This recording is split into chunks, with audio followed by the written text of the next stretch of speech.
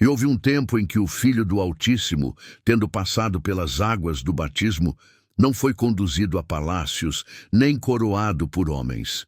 O Espírito o levou ao deserto. Não foi o homem que o empurrou, não foi o acaso que o arrastou. Foi o próprio Espírito de Deus, que como vento invisível o empurrou para a terra seca, onde os ossos se calavam e o silêncio tinha dentes. Ali, entre pedras partidas e areia que se tornava lâmina, caminhou o Filho do Homem. Por 40 dias e 40 noites o Verbo caminhou sozinho. Não havia pão, não havia sombra, somente o calor do dia e o frio cortante da noite. E nesse deserto, onde até as serpentes pareciam fugir, não demorou para que o tentador surgisse. Não com chifres, não com gritos, mas com voz calma, uma voz doce, antiga. A mesma voz que sussurrou a Eva no Éden, agora ecoava entre as pedras secas, escolhendo as palavras como quem afia uma lâmina. Se és o Filho de Deus, disse ele, sem levantar o tom. Não acusou. Não mentiu abertamente. Ofereceu. E o deserto se tornou palco de uma guerra invisível. Não houve lanças, não houve sangue, mas ali, naquele vazio, o bem e o mal duelaram diante do céu e da terra. Esta história não é apenas sobre um homem faminto, é sobre o que acontece quando o espírito é mais forte que a carne, e sobre o que o inimigo está disposto a fazer quando a luz se recusa a apagar. E estando o Senhor no auge da fome, quando até o suspiro parecia doer, o tentador se aproximou mais uma vez. Não veio com fúria, veio com lógica. Não usou correntes, usou palavras. Disse-lhe, se és o Filho de Deus, manda que estas pedras se transformem em pão.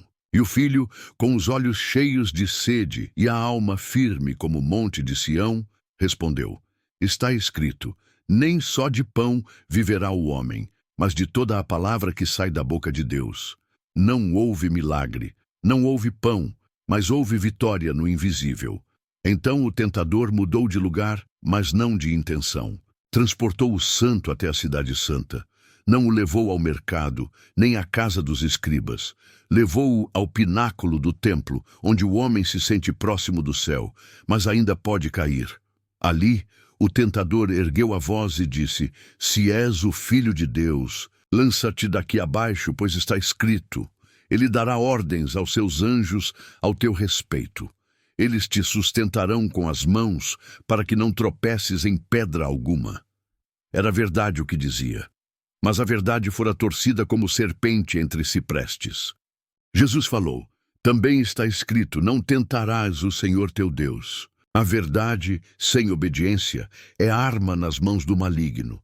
E Jesus não a usou para si mesmo, nem para provar-se ao mundo. Mas o tentador não cessou. Levou o santo a um monte muito alto, mais alto que olhos humanos ousariam mirar. Mostrou-lhe todos os reinos, com suas coroas, seus tronos, seus altares cobertos de ouro e os aplausos dos homens. Disse o tentador, tudo isso te darei, se prostrado me adorares.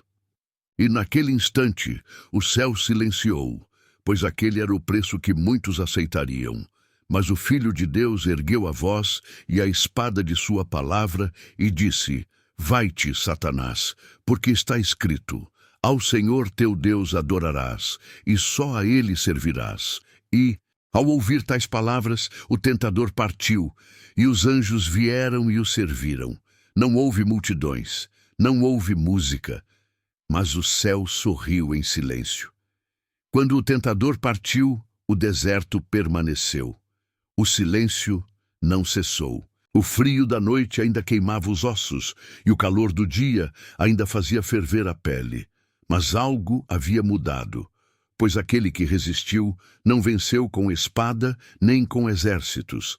Venceu com obediência.